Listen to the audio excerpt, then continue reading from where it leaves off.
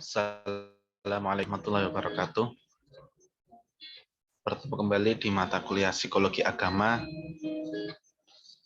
Kali ini sudah pertemuan membahas ketiga ya. Setelah kemarin membahas Sigmund Freud dan Carl Gustav Jung. Sekarang kita masuk ke pertemuan tentang William James yang membahas atau punya teori tentang pengalaman religius. William James ini adalah seorang ilmuwan yang sangat cerdas, sangat pintar dari Amerika. Dia juga salah satu tokoh dalam filsafat pragmatisme ya. Filsafat pragmatisme itu filsafat yang mengajarkan bahwa ya kita itu melakukan sesuatu itu yang penting tujuannya apa. Nggak penting caranya bagaimana, ya nggak penting prosesnya bagaimana, yang penting tujuannya tercapai. Nah, itulah yang digunakan sebagai metode berpikir orang-orang Amerika. Beda dengan mungkin kita yang ada di Indonesia sini ya. Mungkin kalian sering dengar kata-kata yang penting hasilnya, yang penting prosesnya, hasilnya biar diserahkan pada Allah misalnya. Nah, orang-orang di sini lebih banyak berorientasi pada proses bukan ke hasil, sedangkan William James ini menganut filsafat pragmatisme, ya pokoknya sesuatu itu yang penting hasilnya. Tujuannya apa, kalau itu sudah tercapai ya sudah. Nah, kalian misalnya yang penting tujuan kuliah itu apa? Yang penting lulus wisuda, ya sudah. Meskipun pakai joki, meskipun kalian lama, meskipun kalian ini itu enggak apa-apa, yang penting lulus. Nah, seperti itu. Tapi ada juga ya yang lebih memfokuskan pada proses gitu. Kuliah itu yang penting ya ilmunya, relasi pertemanannya, jaringannya dan sebagainya. IPK itu nggak penting. Nah, yang seperti itu juga ada. Tapi di sini William James tidak akan kita bahas secara filsafat ya, karena kita di mata kuliah psikologi agama kita akan membahas teori dia tentang pengalaman beragama, pengalaman religius. Dia punya satu buku yang sangat terkenal membahas itu yang berjudul Varieties of Religious Experience atau aneka macam pengalaman religius. William James ini juga agak berbeda ya, atau mungkin ya bisa kita bilang berbeda dengan dua tokoh yang sebelumnya kita bahas. Kalau dua tokoh sebelumnya itu mengatakan manusia itu melakukan sesuatu itu karena ada dorongan dari alam bawah sadar gitu ya. Nah, kalau William James ini mengatakan bahwa ya, manusia itu melakukan sesuatu ya karena ada pengaruh dari sesuatu yang ilahi, yang divine, atau kita menyebutnya dari Tuhan, dari Allah, seperti itu. Nah, menurut William James, agama itu pada seorang individu, tiap orang itu terdiri dari tiga unsur, yaitu passionate, emotional, dan energetic. Passionate itu ada passion, ada gairah orang itu untuk beragama, untuk melakukan ritual-ritual keagamaan, untuk melaksanakan syariat-syariat agamanya. Dia itu memang ada keinginan sendiri, ada keinginan dan suka dan nyaman dan enjoy. Emosional, dia itu melakukan ritual keagamanya itu ada menyangkut perasaan juga. Perasaannya itu mudah terpengaruh oleh agamanya. Kalau agamanya itu diapa-apakan, emosinya akan terpengaruh. Ketika agama, misalnya dia menganut agama Islam, ketika dia melihat ada orang Islam yang terkenal, yang berbuat baik, jadi tokoh, dia ikut senang, meskipun bukan dia yang melakukan. Atau dia melihat data, wah Islam menjadi agama yang mayoritas di mana, dia ikut senang. Sebaliknya juga, kalau dia melihat agama Islam disinggung, dihina, dia ikut marah, ikut merasa terhina gitu. Ada orang Islam kok hidupnya menderita, hidupnya disiksa, itu dia ikut menderita juga. Energetik, nah, orang yang beragama itu energetik, dia memiliki kekuatan yang lebih, atau dia rela melakukan sesuatu yang lebih untuk ritual-ritual keagamaannya. Dia yang nggak punya duit, demi bisa naik haji rela jual sawah, rela jual ini, jual itu. Dia yang nggak pernah ikut latihan tentara, ada panggilan jihad, tiba-tiba dia siap berkorban jiwa dan raga dan sebagainya. Jadi orang beragama itu ada gairah, ada keinginan, ada kekuatan untuk dia melakukan ritual-ritual keagamaannya. Nah, karakter agama itu ada yang alive, ada yang force, ada yang momentous. Alive itu ya berarti orang itu beragama, menganggap agama itu ya sebagai salah satu pilihan di antara pilihan-pilihan yang lain. Dia bebas memilih mau beragama atau tidak. Kalaupun beragama, dia bebas memilih mau agama A, agama B, agama C, dan seterusnya. Atau dia misalnya jika memilih agama A, dia bisa memilih menjadi penganut agama yang taat atau menjadi penganut agama yang awam. Yaitu karakter agama yang alive. Agama hanya sebagai opsi saja, hanya sebagai pilihan-pilihan saja, terserah mau menjadi yang seperti apa. Nah, berbeda dengan yang force. Force itu ya yang dipaksa, yang wajib. Orang itu ya harus beragama, Kalau nggak beragama ya nanti repot. Nggak punya identitas agamanya apa. Mau bikin KTP susah, nggak ada kolom, nanti kolom agamanya mau diisi apa bingung. Misalnya dia mau menikah juga bingung, nikahnya mau pakai syariat agama yang mana. Dia meninggal dunia juga repot nanti, meninggalnya mau pakai syariat agama yang mana. Nah, jadi menurut karakter yang force ini, agama itu harus dianut oleh seseorang supaya dia jelas hak dan tanggung jawabnya apa. Kemudian momentous itu agama itu dianut karena adanya momen-momen tertentu yang membuat dia menjadi lebih beragama gitu. Misalnya dia mengalami pengalaman-pengalaman tertentu, pengalaman-pengalaman spiritual, pengalaman religi yang membuat dia yang mungkin dari awalnya tidak beragama menjadi beragama. Atau membuat dia yang dulunya agama A pindah ke agama B karena mengalami suatu momen tertentu. Atau dia yang ikut menganut agama A tapi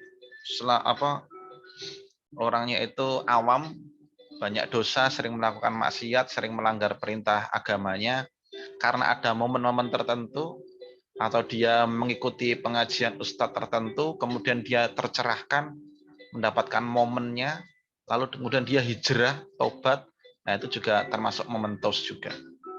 Nah, seperti itu karakter agama, ada 3, life force dan momentous. Nah, masuk ke intinya yaitu pengalaman keagamaan. Pengalaman keagamaan ini atau religious experience ini menurut William James ada 4 unsurnya. Yang pertama, ineffability, yaitu tidak bisa atau susah diungkapkan dengan kata-kata. Ketika orang mengalami sebuah pengalaman spiritual, pengalaman religi, itu susah untuk dideskripsikan kata-kata karena itu sesuatu yang dia alami itu jarang-jarang, sehingga susah mendeskripsikannya, tidak seperti pengalaman sehari-hari. Beda seperti kalau kita lagi makan, ya makan tinggal dijelaskan bisa, kamu makan apa, kapan, lauknya apa, beli di mana, bisa. Tapi kalau pengalaman religi yang jarang terjadi, itu susah diungkapkan dengan kata-kata. Kalaupun bisa dijelaskan itu nggak bisa secara detail. Nah, kalian seperti kalau kalian misalnya habis mimpi itu kalian mungkin untuk menceritakan ulang mimpi kalian tadi malam nggak mungkin bisa secara detail, mimpinya urutannya bagaimana, detail-detail rinciannya bagaimana, itu susah. Nah, pengalaman religi itu juga susah dijelaskan. Kemudian noetic quality. Noetic quality ini pengalaman itu memiliki makna, memiliki arti, memiliki sebuah pengetahuan yang itu kita bisa pahami gitu. Misalnya kalian mimpi, nggak harus mimpi, misalnya kalian kalau mimpi terlalu umum ya. Mungkin kalian malam-malam tiba-tiba melihat ada sosok manusia putih turun dari langit. Nah, kalian mengartikan, oh ini adalah malaikat Jibril, nah, misalnya. Oh ini adalah Nabi Khidir, nah, dan semacamnya. Kalian bisa mendapatkan pengalaman tertentu, pengetahuan tertentu dari fenomena itu. Kalau cuma pengalaman yang tidak bisa diungkapkan kata-kata, tapi nggak ada artinya, nggak ada noetic quality-nya, ya itu bukan pengalaman religi. Kalian cuma melihat sesuatu yang langka gitu aja. Misalnya kalian melihat ada UFO, nah, itu bukan pengalaman religi itu. Ineffability kan mungkin susah menjelaskannya, UFO-nya itu terbang dari arah mana ke mana, warnanya apa, bentuknya apa, susah. Tapi kalau punya makna tertentu yang terkait dengan keagamaan, nah itu noetic quality. Kemudian transiensi. Transiensi ini pengalaman itu terjadi sangat jarang, bahkan mungkin cuma seumur hidup sekali seringnya. Bukan seperti pengalaman sehari-hari. Nggak bisa kalian temui sering-sering. Nah, ini juga termasuk unsur pengalaman religi, yaitu terjadi secara jarang-jarang, terjadi secara langka, dan hanya orang-orang tertentu saja. Nggak semua orang bisa merasakan sesuatu yang sama. Nggak semua orang merasakan hal yang sama. Ada yang mungkin itu terulang kembali, ada yang cuma sekali seumur hidup. Nabi Ibrahim bermimpi menyembelih anaknya selama 3 hari. Nah itu meskipun terulang selama 3 hari, tapi itu ya termasuk transiensi juga, karena setelah itu udah nggak pernah mimpi menyembelih anaknya lagi. Nah, seperti itu. Kemudian passivity. Passivity ini ya pasif, artinya pengalaman itu tidak bisa kita kendalikan kapan itu terjadi. Kita hanya sebagai objek, kita pasif.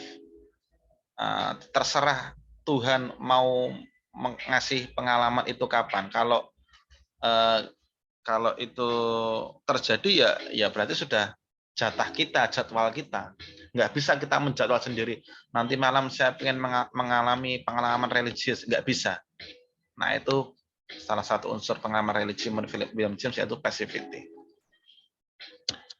Kemudian orientasi keberagamaan menurut William James ini ada yang healthy minded, ada yang sexual. Jadi orang itu ketika sudah mengalami pengalaman beragama seperti itu ya, kemudian dia menjadi berubah menjadi agamanya menjadi lebih expert, agamanya menjadi lebih kuat, itu orientasinya akan tercabang menjadi 2. Entah dia menjadi healthy minded atau sick souls. Jadi ketika dia mendapatkan sebuah pencerahan dari pengalaman religius tadi, dia bisa menjadi, mungkin kalau yang healthy minded itu dia menjadi lebih bijak, menjadi lebih arif, menjadi lebih dewasa dalam menyikapi permasalahan, enggak mudah terbawa emosi, karena dia sudah tercerahkan gitulah, sudah terbuka matanya untuk melihat sesuatu itu secara positif. Oh ini semua sudah kehendak Tuhan. Oh ini semua sudah takdir Tuhan. Dari semua permasalahan itu dia bisa mengambil hikmahnya, bisa mengambil pelajarannya. Nah itu healthy minded. Tapi kalau sick souls itu sebaliknya. Dia sudah mendapatkan pengalaman religi, kemudian dia memilih untuk menjadi sick souls. Dia setelah mendapatkan pengalaman religi, dia beragamanya menjadi lebih ketat, dia meninggalkan semua hal-hal duniawi, semua dunia dan seisinya adalah setan, adalah gangguan. Dia pengen fokus beribadah, fokus untuk akhirat, fokus untuk Tuhan. Dia menjadi zuhud, bahkan mungkin dia langsung semua harta-hartanya disedekahkan. Dia ingin fokus ngaji, sholat gitu aja. Nah itu sick souls. Dia melihat TV itu, wah ini TV madorot ini apa, melihat orang yang Enggak seperti dirinya, wah kamu tuh sesat, kamu itu lemah imannya dan sebagainya dan sebagainya. Nah, itu yang six souls. Jadi lebih negatif gitu ya. Kemudian konversi ya, konversi ini adalah perubahan keagamaan. Baik itu tadi yang dari yang tidak beragama menjadi beragama, atau yang dari agama A pindah agama B, atau dari yang agama A agamanya lemah menjadi agamanya ketat taat gitu. Nah, konversi ini ciri-cirinya ada 5 ini menurut James. Yang pertama, a loss of worry. Dia sudah hilang, sudah melepas segala bentuk kekhawatiran. Misalnya ada pegawai bank yang dia habis ikut ceramah ustadz yang mengatakan pekerja di bank itu sama saja makan riba, dosanya besar. Dia tercerahkan setelah itu, kemudian dia resign dari bank, dia rela kehilangan pekerjaannya, rela kehilangan gajinya, dia fokus untuk mencari rezeki yang halal. Nah itu dia sudah loss of worry, nggak khawatir miskin, nggak khawatir dihina oleh teman-teman, nggak khawatir dihina oleh keluarga dan sebagainya. Kemudian persaving ya, itu kebanyakan persaving truth not known before.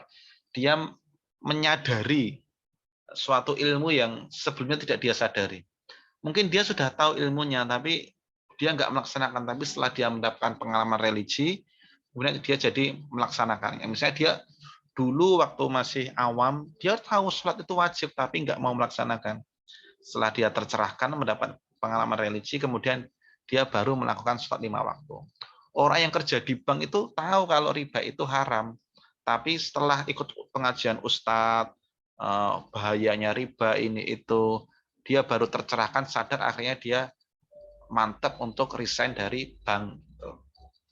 Dan the world appears to go through change. Jadi dia melihat dunia ini ya berubah setelah dia melakukan konversi ini.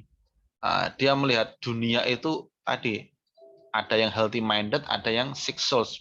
Pokoknya dunia udah nggak lagi sama ketika dia sebelum mengalami pengalaman religius tadi. Kemudian ecstasy of happiness. Orang setelah mengalami pencerahan dari pengalaman religi ini, dia akan mengalami ekstasi kebahagiaan. Dia akan meluap-luap kebahagiaannya. Wah, alhamdulillah ya Allah, akhirnya aku menemukan jalanmu, akhirnya aku bisa kembali padamu. Dia senang sekali. Dia bersyukurlah, bikin syukuran lah, dia berterima kasih pada orang-orang, dia kemudian mengingat, mengabadikan momen itu dan sebagainya dan sebagainya. Ada kegembiraan yang dialami setelah dia mengalami pengalaman religi tadi. Kemudian saintliness, dia kemudian merasa karena dia habis tercerahkan, habis mendapatkan hidayah, habis mendapatkan petunjuk, dia merasa, oh saya sudah dipilih oleh Tuhan untuk mendapatkan petunjuk. Lalu dia merasa dia sudah, istilahnya kalau di sini saintliness itu adalah orang yang suci.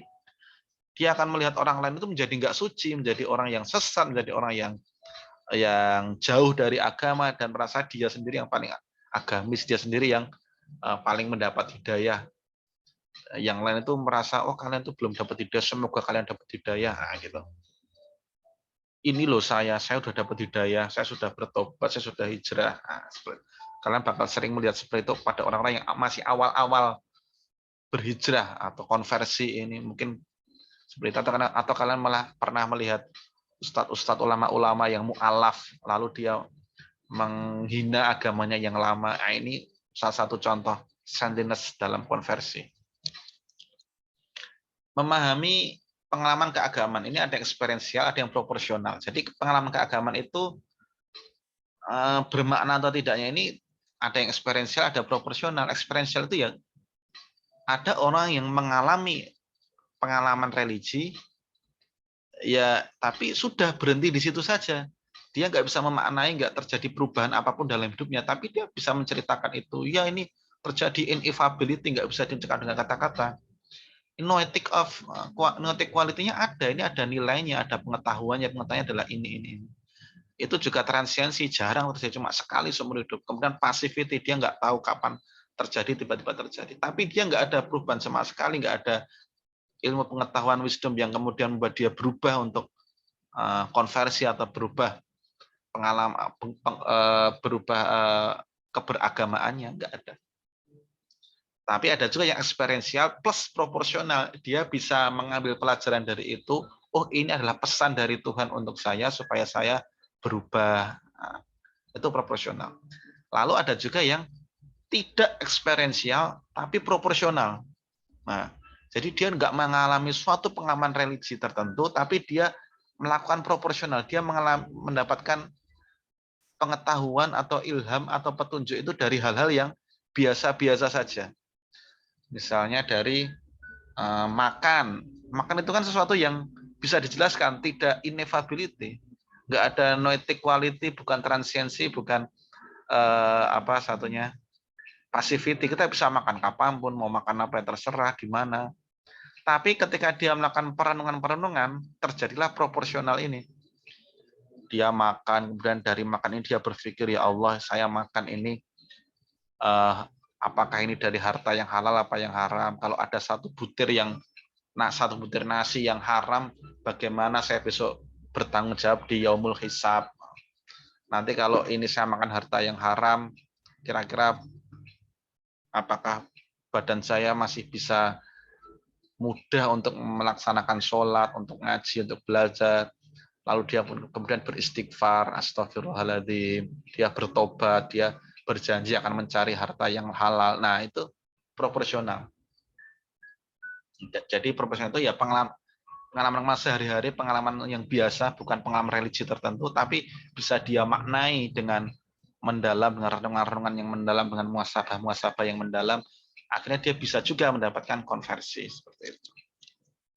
Nah, hasil dari pengalaman keagamaan ini ada 5, yaitu makna hidup, ketenangan, keampuhan, katarsis, dan pemenuhan idealisme. Makna hidup ini akan dibahas di pertemuan yang akan dibahas di materi tentang Viktor Frankl ya, logoterapi.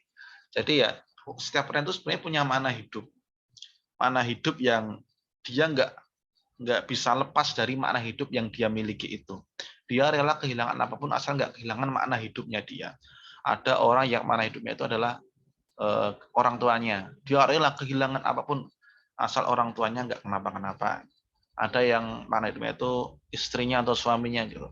Dia rela kehilangan apapun asal nggak kehilangan istri atau suaminya. Ada juga yang mana hidupnya itu adalah agamanya, misalnya agama Islam gitu.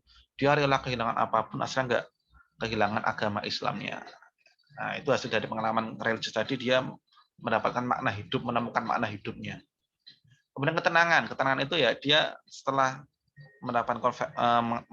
mengalami pengalaman religi, kemudian dia melakukan konversi, hidupnya menjadi lebih tenang, lebih damai, sudah merasa menemukan apa ya, zona nyamannya dia. Oh, ini adalah rumahku, ini adalah jalanku, aku tuh diciptakan untuk ini, gitu. Keampuhan ini setelah dia apa namanya mengalami pengalaman religi ini, dia akan mendapatkan empowerment, mendapatkan yaitu keampuhan. Dia menjadi merasa dekat dengan Tuhan, merasa segala aktivitasnya dibantu dengan Tuhan. Ini semua ada kuasa Tuhan. Dia mau ngapain, dia merasa ada peran Tuhan di situ. Dia pokoknya merasa, oh, selama aku menjalankan syariat Islam, ya berarti selama itu juga aku akan ditolong oleh Allah.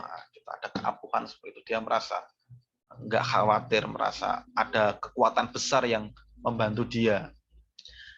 Kemudian katarsis ini dia untuk apa namanya?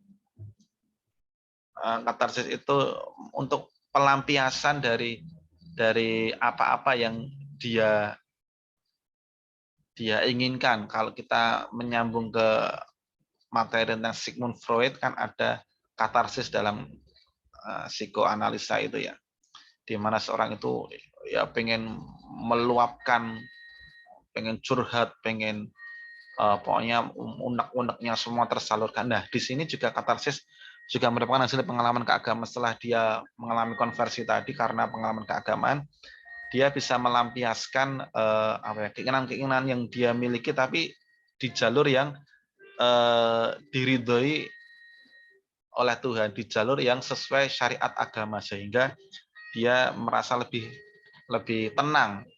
Oh, dia pengen apa? Pengen kawin. Kemudian mungkin selama ini dia sering sering pacaran yang tidak tidak diridhoi oleh Tuhan. Kemudian dia menemukan melakukan katarsis ini setelah efek dari pengalaman keagamaan. Oh, ternyata untuk menyalurkan ini dengan cara menikah.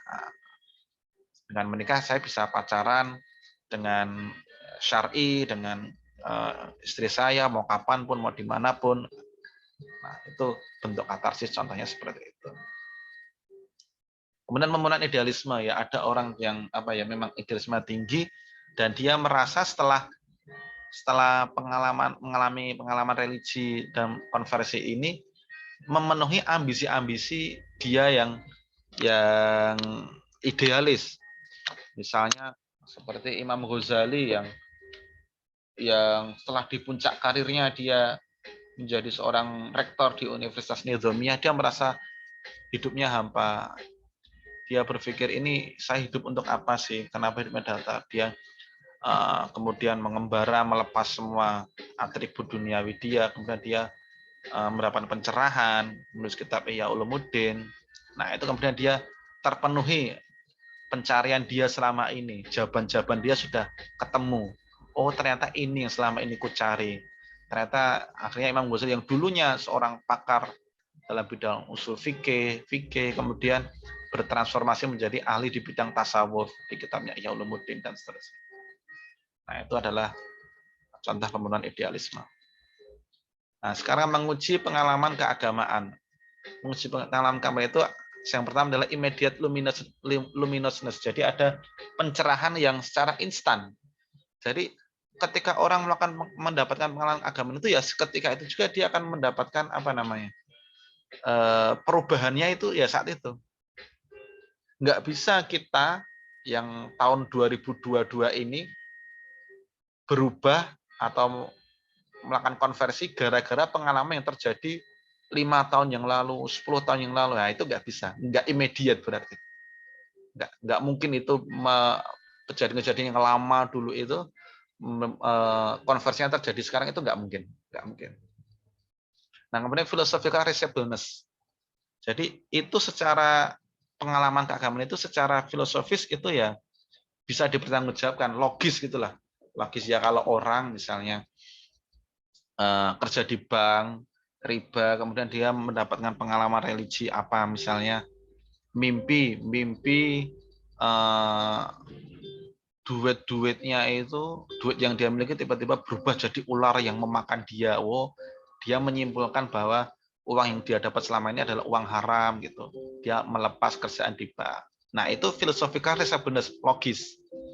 Kesimpulannya logis. Tapi kalau kesimpulannya berarti saya duitnya kurang banyak. Nah, ini nggak logis, Nggak logis.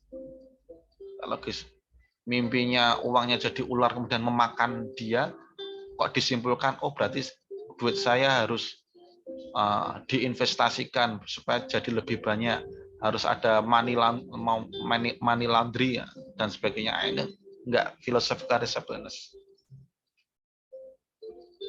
Atau orang Islam yang ketemu Nabi Khidir, sama Nabi Khidir disuruh kamu harus banyak-banyak menolong anak yatim gitu. Tapi malah dia menyimpulkan bahwa oh, saya berarti harus menikah sama anak yatim gitu. Wah, nggak logis. Kemudian moral helpfulness. Jadi ini sangat nyambung dengan filsafat pragmatismenya William James ya. Yang artinya setelah kita mengalami pengalaman religi itu, ya harusnya secara moral kita menjadi lebih baik. Jangan malah menjadi jahat. Harusnya menjadi lebih bermanfaat, lebih berguna. Orang lain juga mendapatkan efek yang positif dari pengalaman religi kita. Jangan malah sebaliknya, habis punya pengalaman-pengalaman tertentu akhirnya malah jadi brutal, jadi menyakiti orang lain, menjadi agresif. Nah, itu jangan. Banyak orang yang misalnya mimpi dapat isyarat kiamat dua yang Desember 2012 itu misalnya. Nah, itu kemudian dia ngajak orang-orang, ayo kita bunuh diri sebelum kiamat. Nah, nggak moral helpfulness itu. Nah, kalian bisa cari contoh yang lain. Nah, mungkin itu yang bisa saya sampaikan. Semoga ilmunya bermanfaat dan barokah. Assalamualaikum warahmatullahi wabarakatuh.